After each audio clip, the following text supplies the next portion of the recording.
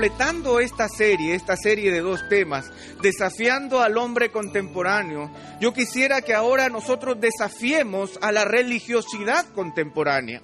Porque definitivamente nosotros vivimos tiempos peligrosos, no solamente en términos de la realidad íntima y personal del hombre contemporáneo, sino que el hombre contemporáneo también está liderando un tipo de religión, un tipo de cristianismo contemporáneo que ahora en su gran mayoría es un cristianismo apóstata.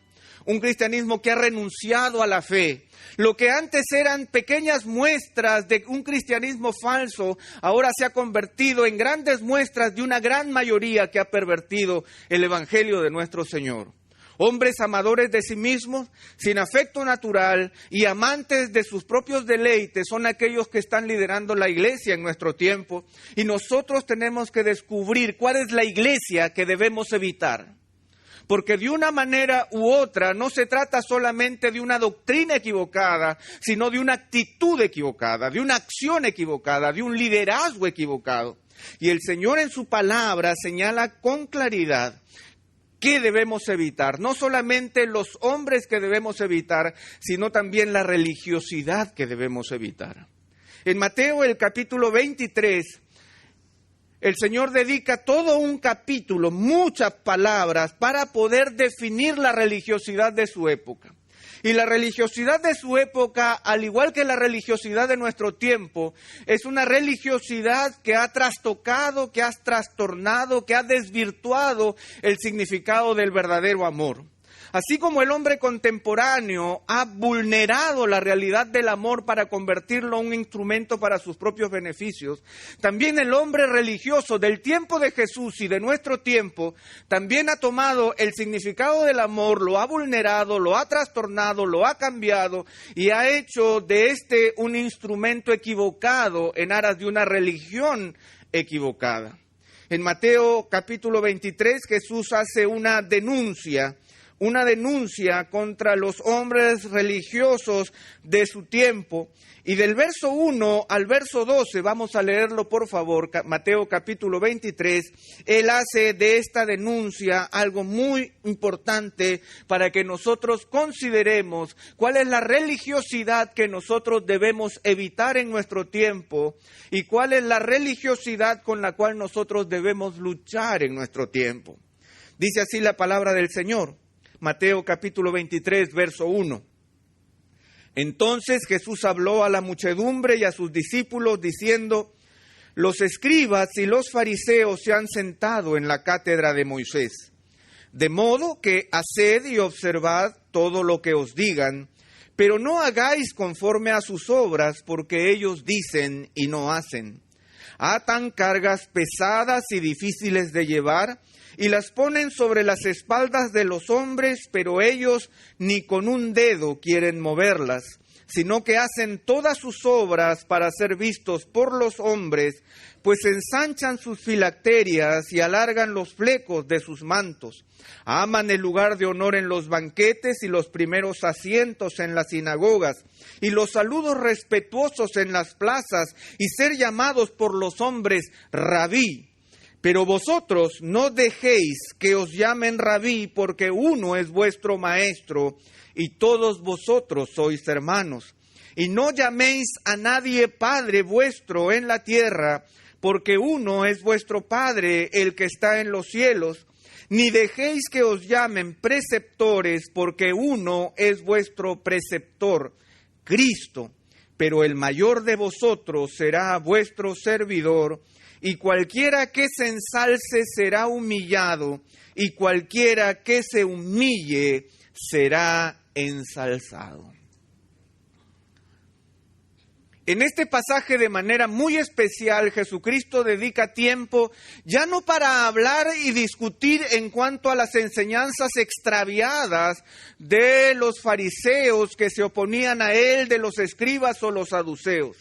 En este capítulo, él dedica una parte especial para hablar del carácter de aquellos que están liderando al pueblo de Dios en ese momento. Y de una manera muy clara, tal como Pablo lo hizo con Timoteo, hablándole de los hombres que debía evitar, en este momento Jesús le está hablando a su pueblo y le está diciendo cuáles son los religiosos que deben ser evitados. En primer lugar, cuando nosotros vemos allí, nos encontramos con una paradoja, con una cierta ironía. En el verso 2 y en el verso 3, Jesús le dice a sus discípulos: los escribas y los fariseos se han sentado en la cátedra de Moisés, de modo que haced y observad todo lo que os digan, pero no hagáis conforme a sus obras, porque ellos dicen y no hacen.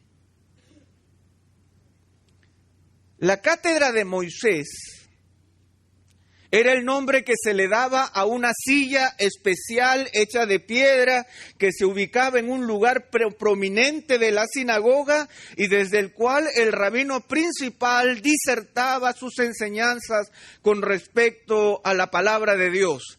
Se suponía que esta silla privilegiada era la demostración de que el hombre que estaba allí sentado iba a enseñar con fidelidad el testimonio de Dios, y esa era la seguridad. Sin embargo, Jesús declara con cierta ironía y les dice a la gente que estaba alrededor de él: hagan lo que ellos les dicen, hagan lo que ellos les dicen, hagan y observen todo lo que ellos les dicen, pero no hagan conforme a sus obras, porque ellos dicen, pero no hacen. Y la primera característica de una iglesia, por más que se llame cristiana, que nosotros debemos evitar, es la iglesia cuyo liderazgo ama su posición religiosa más que su fidelidad personal al Señor. Nosotros debemos evitar toda iglesia que por más que se llame cristiana, estemos encontrando hombres o mujeres que estén predicando la palabra de Dios, pero que no estén viviendo conforme al testimonio de la palabra de Dios. Hombres y mujeres que amen la posición pastoral o la posición religiosa, pero que se nieguen a demostrar en su vida que ellos están dispuestos a vivir conforme a lo que el Señor reclama. Esa es la primera iglesia que nosotros debemos evitar. Continuando con el pasaje, dice el verso 4, atan cargas pesadas y difíciles de llevar y las ponen sobre las espaldas de los hombres, pero ellos ni con un dedo quieren moverlas. Nuevamente nos encontramos con otra paradoja. Y otra paradoja relacionada simplemente con una desviación del verdadero amor. El verdadero amor debería ser a la palabra de Dios y a ponerla en práctica, a amar al Señor por sobre todas las cosas, de tal manera que yo me rindo ante Él en obediencia, pero yo cambio mi amor hacia Él y a su palabra y deposito mi amor en una posición religiosa, de tal manera que me olvido de que mi vida personal, antes y después de estar sentado en esa cátedra, debe darle la gloria a Él. Pero lo segundo tiene que ver con un amor desmedido a todo invento religioso que no suple la salud espiritual de todos sus congregantes. Yo no sé cuántos de nosotros hemos visto que de una manera u otra todas las iglesias están tratando de inventar algún método. Están tratando de inventar algún programa, alguna situación, alguna cosa para mantener a su iglesia ocupada, haciendo cosas, moviéndose de aquí para allá, poniendo cargas pesadas sobre la gente, pero cargas pesadas que no están transformando el corazón de las personas y que al final de cuentas no están ni ellos mismos dispuestos a mover aquellas cosas que están cargando sobre la propia congregación. Nosotros debemos evitar toda iglesia que haya cambiado el amor al Señor mismo, que transforma el corazón del hombre, por amar sistemas religiosos, programas, nociones, estudios que en realidad no están cambiando el corazón, sino que están oprimiendo a los creyentes. Nosotros debemos estar atentos cuando iglesias están descuidando el amor al Señor real, personal y directo, cambiando ese amor por un amor por la iglesia, por un amor por sus programas, por un amor por las cosas que hacen y no por un amor directo por el Señor de la obra a quien nosotros le debemos toda devoción. Pero lo más terrible, hermanos, es lo que vemos más adelante. Dice a partir del verso 5 hasta el verso 12, donde hemos leído nosotros, sino que hacen todas sus obras para ser vistos por los hombres, pues ensanchan sus filacterias y alargan los flecos de sus mantos, aman el lugar de honor en los banquetes y los primeros asientos en las sinagogas y los saludos respetuosos en las plazas y ser llamados por los hombres rabí. Pero vosotros no dejéis que os llamen rabí, porque uno es vuestro maestro y todos vosotros sois hermanos. Y no llaméis a nadie Padre vuestro en la tierra, porque uno es vuestro Padre, el que está en los cielos. Ni dejáis que os llamen preceptores, porque uno es vuestro preceptor Cristo. Pero el mayor de vosotros será vuestro servidor, y cualquiera que se ensalce será humillado, y cualquiera que se humille será ensalzado. Una de las características más tremendas y más evidentes de una iglesia que debemos evitar es una iglesia en donde sus líderes se aman desmedidamente hasta el punto de haber convertido su ministerio en un show espiritual, hasta el punto de buscar para sí mismos toda honra en todo lugar y hasta el punto de entrometerse en las vidas de las personas, hasta el punto de querer controlarlos. El Señor nos enseña en su palabra que nosotros debemos evitar toda iglesia en donde sus líderes han encontrado la religiosidad como un medio para brillar y alcanzar popularidad. Como un gospel show en donde nosotros nos acostumbramos a ver esas personas bajo las luces, bajo la música, bajo un auditorio en donde ellos se sienten como estrellas que desean brillar en el firmamento cristiano o religioso, tratando de mostrar cuán importante ellos son.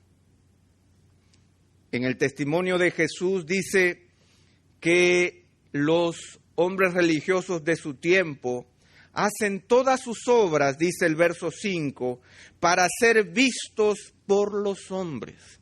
Hacen todas sus obras para ser vistos por los hombres. O sea, son un reality show permanente, de tal manera que las cámaras los siguen porque todas sus obras son televisadas y puestas en la media. Él necesita estar permanentemente maquillado, porque este líder espiritual le gusta manifestarse en público y le gusta brillar en público. El Señor Jesucristo cuenta, de acuerdo a la realidad de su tiempo, que estos hombres ensanchan sus filacterias y alargan los flecos de sus mantos. Las filacterias eran unas pequeñas cajitas de cuero que los hombres religiosos del tiempo de Jesús eran una cajita de cuero en donde uno depositaba una pequeña porción de la Escritura y que luego uno se la amarraba o en la frente o en el brazo izquierdo, simbolizando que tenemos la palabra de Dios en la mente y en el corazón, muy cerca del corazón. Esto se usaba muchas veces en los momentos de las oraciones, era parte de la expresión religiosa de ese tiempo. Sin embargo, para algunos hombres esto era un momento especial para brillar, porque dice la palabra que ellos ensanchan sus filacterias. Las cajitas pequeñas de cuero se convertían en grandes cajas para que nadie dude que yo tengo la palabra de Dios.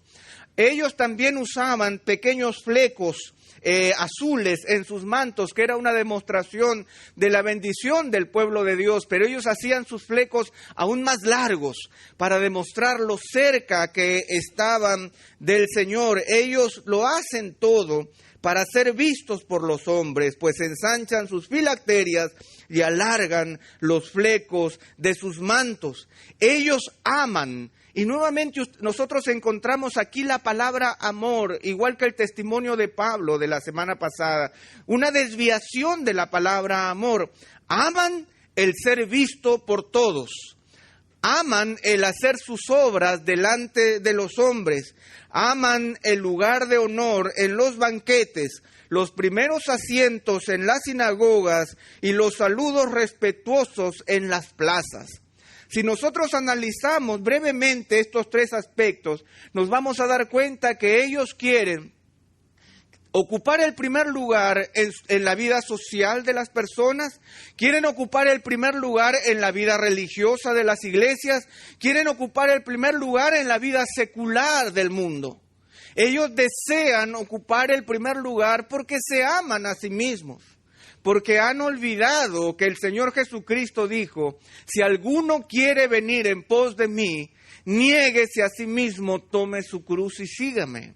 Se han olvidado de que el ministerio cristiano es básicamente renuncia a mis propios deseos para seguir los deseos de Cristo.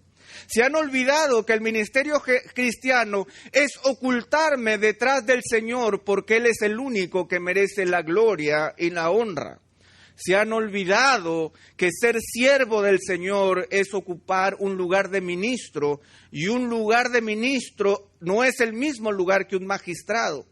En el latín, el ministro es el menos, el magistrado es el más. El ministro de Dios es un esclavo de Jesucristo que solamente reconoce que hace lo que el Señor le ha mandado. Ocupar el primer lugar en las calles, ser saludado en las calles, ser reconocido en los banquetes, ocupar el primer lugar en todas partes es una desviación del amor. Es amarse a sí mismo. Pero más terrible que eso, porque esto va increciendo, es que a partir del verso 8, el Señor dice y utiliza tres términos que los hombres religiosos de su tiempo amaban tener. El primero era rabí, el segundo era Padre Nuestro y el tercero era preceptor, líder, maestro. La palabra rabí que nosotros tenemos aquí en el texto, dice el verso 8, pero vosotros no dejéis que os llamen rabí, porque uno es vuestro maestro y todos vosotros sois hermanos. En el tiempo de Jesús, la palabra rabí había sido completamente desvirtuada, producto de un amor equivocado, producto del egoísmo de los líderes religiosos de su tiempo. La palabra rabí tenía la connotación de una categoría superior de hombres que tenían un conocimiento y una posición especial delante de Dios. Un rabí era considerado no alguien que enseña la palabra de Dios, sino alguien que casi ocupaba un lugar celestial en la esfera de los ángeles que le rinden pleitesía al Señor. Un rabí era considerado tan especial que permítanme contarle una de las tradiciones con respecto a uno de los rabinos más importantes después del tiempo de Jesús. Se dice, cuenta la tradición que este rabino murió repentinamente una noche. Toda la congregación no sabía y estaba entristecida porque este rabino, que era sumamente aclamado por la población, había muerto de causas desconocidas en medio de la noche. Sin embargo, dice que de manera milagrosa del cielo cayó una carta, un sobre. Cuando lo recogieron, la carta decía que el Señor y sus ángeles habían estado discutiendo una cuestión teológica que no pudieron resolver. Por eso tuvieron que llevarse en medio de la noche a este rabí a la presencia de Dios para que resuelva la encrucijada. ¡Qué bárbaro! Esa es la idea de rabí, una categoría especial de personas que tienen un conocimiento y una posición superior. Pero vosotros no dejéis que os llamen rabí, porque uno es vuestro maestro y todos vosotros sois hermanos.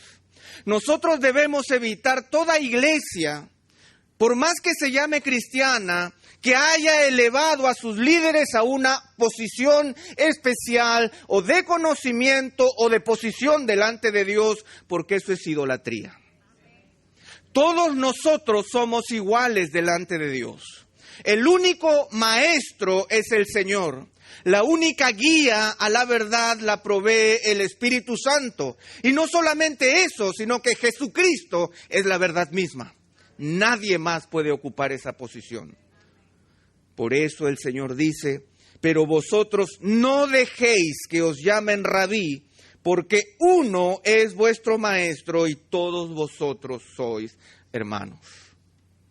Si nosotros encontramos un lugar en donde se está exaltando idolátricamente a un hombre por su conocimiento o por su sabiduría a una posición especial delante de Dios, evítalo, porque es destructivo, porque le quita la gloria al Señor.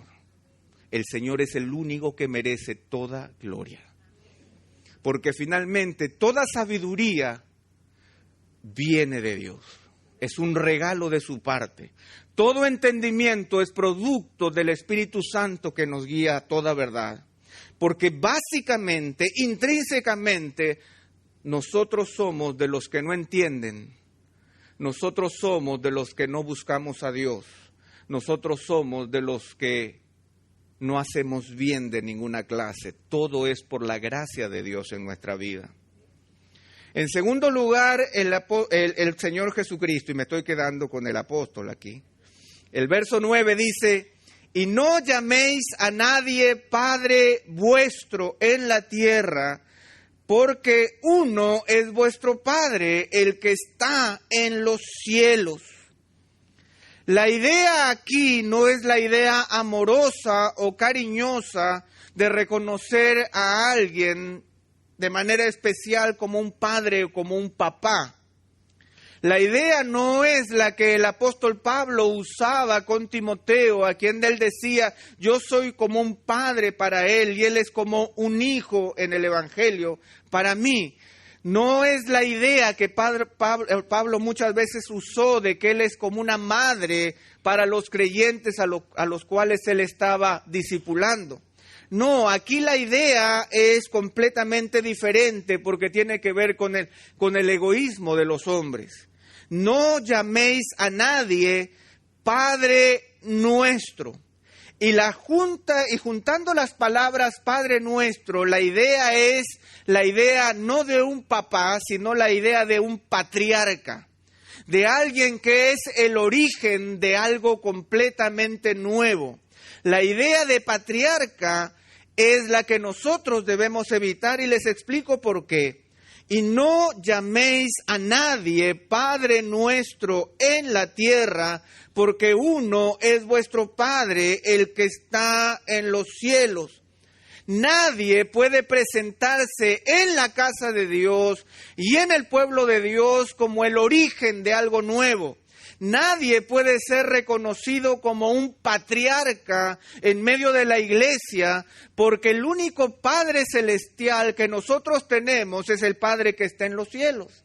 Nadie más puede atribuirse a sí mismo un origen nuevo para la iglesia. Nadie puede decir a partir de este momento, yo estoy haciendo cosas que ninguna otra iglesia ha hecho en el mundo. Yo he descubierto cosas en el Señor y el Señor me ha dado cosas que nadie más ha visto en 2000 años de historia.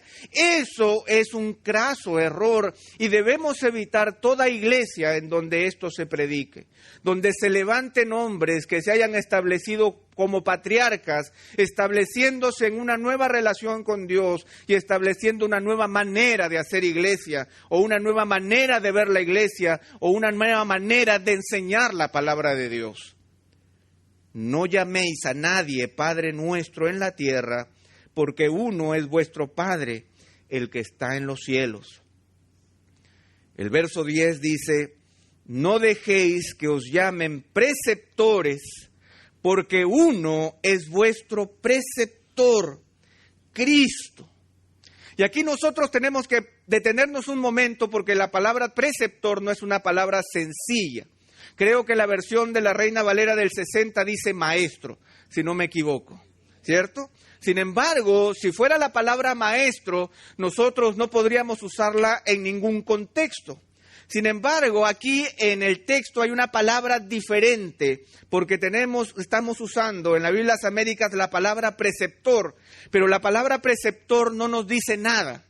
En realidad, el origen de la palabra tiene que ver con alguien que se desarrollaba como un tutor privado, como alguien que estaba encargado de la vida de una persona mientras ésta era incapaz de desarrollarse por sí misma, mientras era incapaz de poder tomar decisiones legales. Era como un tutor, alguien que encargado de la vida empezaba a tomar las decisiones por esta persona.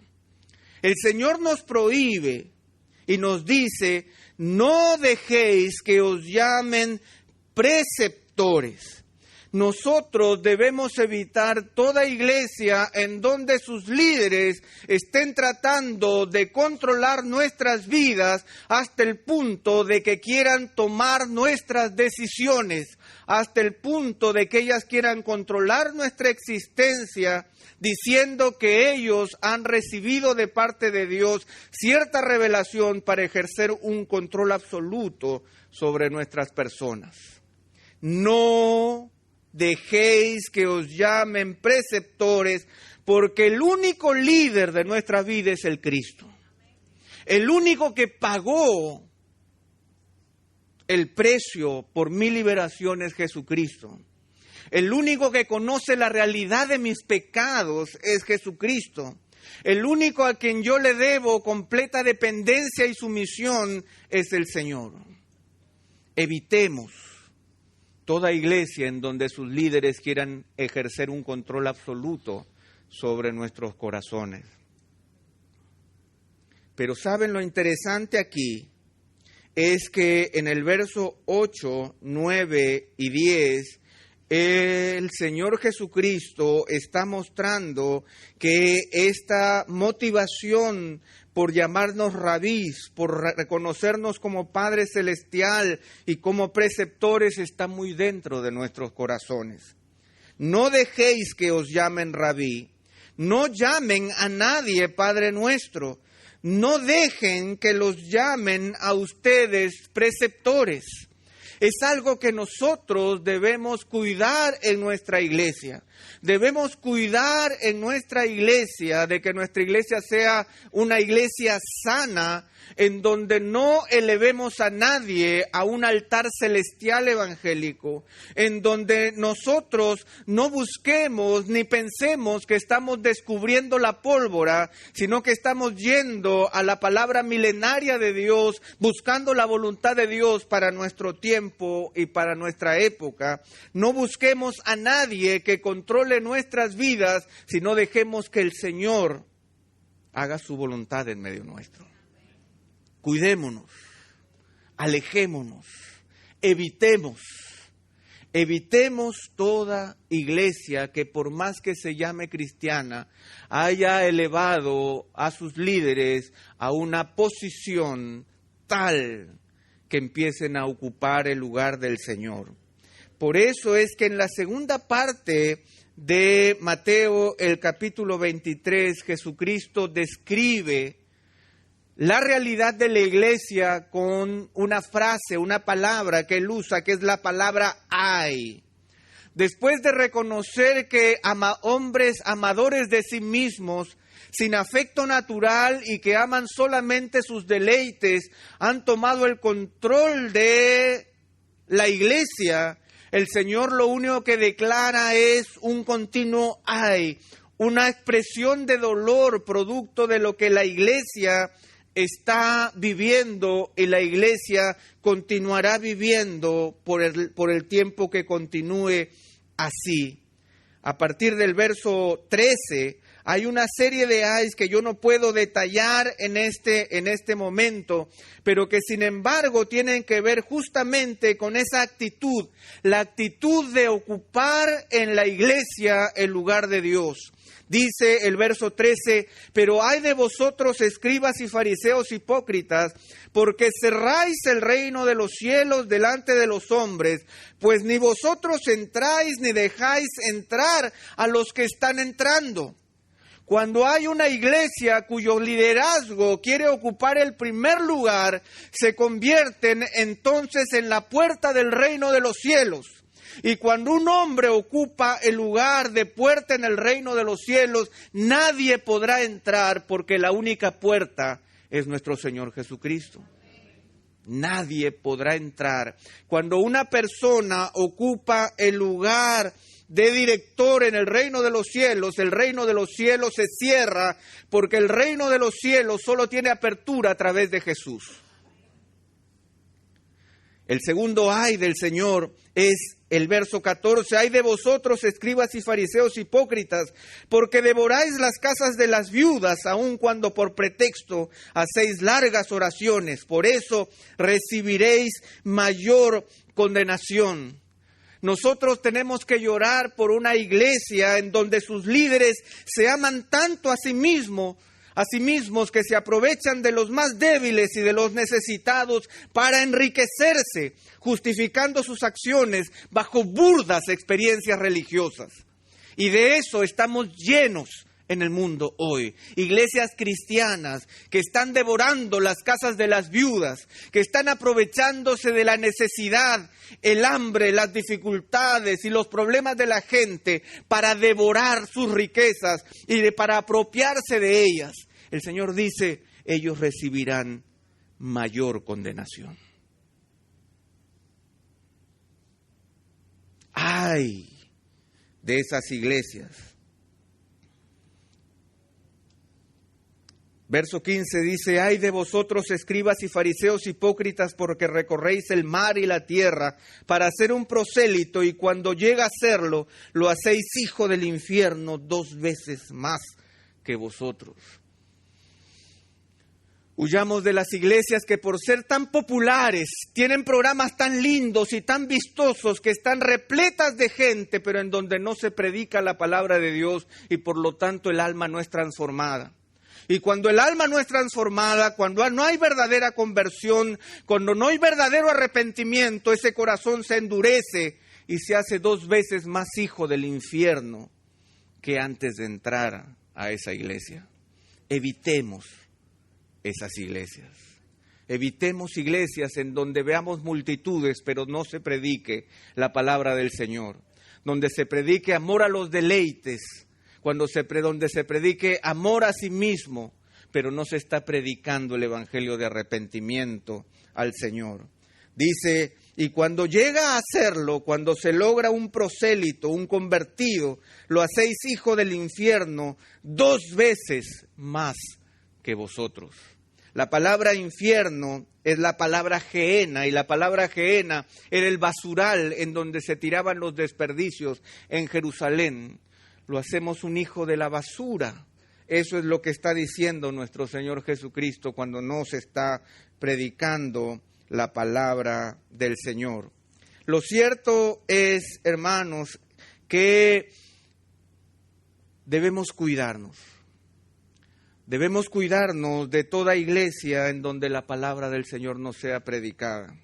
Debemos cuidarnos de las enseñanzas extraviadas, pero también debemos cuidarnos del carácter de los líderes que estén dirigiendo esas iglesias. Nosotros debemos mirar con atención y ver con discernimiento y preguntarnos si es que la gloria la está recibiendo el Señor o la están recibiendo los hombres.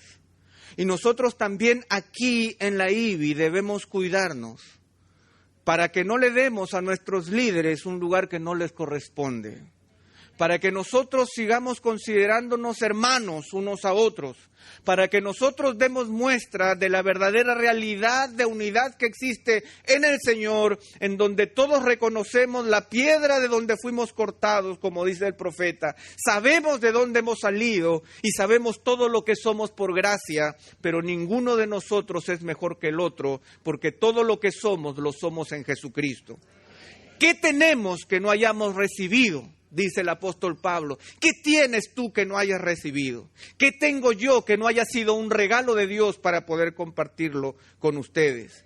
No caigamos en el espíritu de este siglo, no caigamos en el espíritu de abrillantamiento de un liderazgo que es meramente humano. Démosle la gloria a Dios. reconozcamos al Señor por sobre todas las cosas y exaltemos la justicia, la misericordia y la fidelidad del Señor. Porque uno de los ayes, y con esto vamos terminando, en el verso 23 del capítulo 23 de Mateo dice: ay de vosotros, escribas y fariseos hipócritas, porque pagáis el diezmo de la menta, del eneldo y del comino, y habéis descuidado los preceptos de más peso de la ley, la justicia, la misericordia y la fidelidad.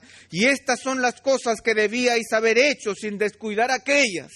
Nosotros debemos ser una iglesia que no solamente ame su realidad religiosa, que no solamente amemos nuestras actividades, sino que exaltemos la justicia, la misericordia y la fidelidad de Dios.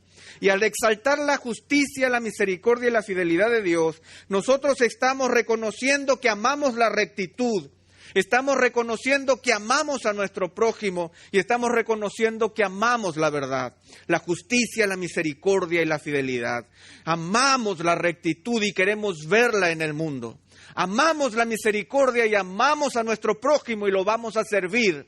Amamos la fidelidad, amamos la verdad de la palabra y queremos expresarla en nuestras propias vidas. Queremos ser una iglesia diferente, pero queremos evitar también a todos aquellos que se nieguen a vivir de esa manera y que en lugar de exaltar a Cristo estén exaltando a hombres que se aman a sí mismos.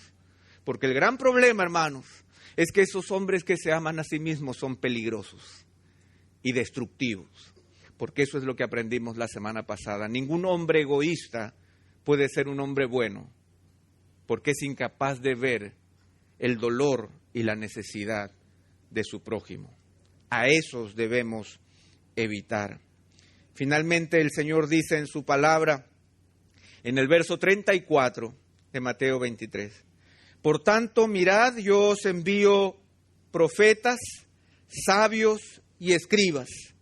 De ellos a unos los mataréis y crucificaréis, a otros los azotaréis en vuestras sinagogas y los perseguiréis de ciudad en ciudad. Verso 37 dice: Jerusalén, Jerusalén, la que mata a los profetas y apedrea a los que son enviados a ella. ¿Cuántas veces quise juntar a tus hijos como la gallina junta sus pollitos debajo de sus alas y no quisiste? Nosotros debemos evitar toda iglesia que rechace a los enviados del Señor. Dice que el Señor envió profetas, hombres que mostraban la voluntad de Dios, que envió sabios, siervos que mostraban el camino correcto, que envió escribas, siervos que muestran los secretos de la palabra de Dios. Pero cuando la iglesia está liderada por hombres que se aman a sí mismos, se rechazan a los profetas, se rechaza la sabiduría y se rechaza la enseñanza de la palabra de Dios. Se rechaza la voluntad de Dios, se rechaza el camino correcto y se rechaza las enseñanzas de la palabra de Dios. De estos, a unos matasteis, a otros crucificasteis, a otros azotasteis en vuestras sinagogas y los persigues de ciudad en ciudad. Pero no solamente se rechaza a los siervos de Dios, sino que también se rechaza a Dios mismo. Verso 37, Jerusalén, Jerusalén, la que mata a los profetas y apedrea a los que son enviados a ella. ¿Cuántas veces quise juntar a tus hijos como la gallina junta sus pollitos debajo de sus alas? Y no quisiste. Una iglesia desviada es una iglesia que no desea ser abrazada por el Señor, porque el abrazo de sus líderes parece más fuerte, porque la elocuencia de sus líderes parece mejor que la palabra de Dios, porque mis líderes están diciendo exactamente lo que yo quiero oír en vez de las palabras de exhortación de mi Señor. ¿Cuántas veces les envié profetas? ¿Cuántas veces les envié sabios? ¿Cuántas veces les envié escribas? Y cuántas veces quise yo juntarles como la gallina a sus pollitos y ustedes no quisieron. Hermanos, tenemos la responsabilidad de ser una iglesia sana. Pero ser una iglesia sana también implica la responsabilidad de evitar una iglesia dañina, una iglesia que destruye, una iglesia que aniquila.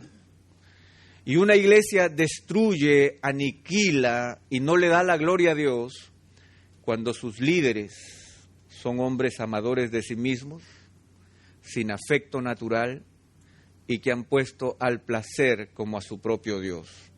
Tendrán apariencia de piedad, pero han negado la eficacia de ella y se han ubicado en la puerta del reino de los cielos y ellos ni entran ni dejan entrar a nadie.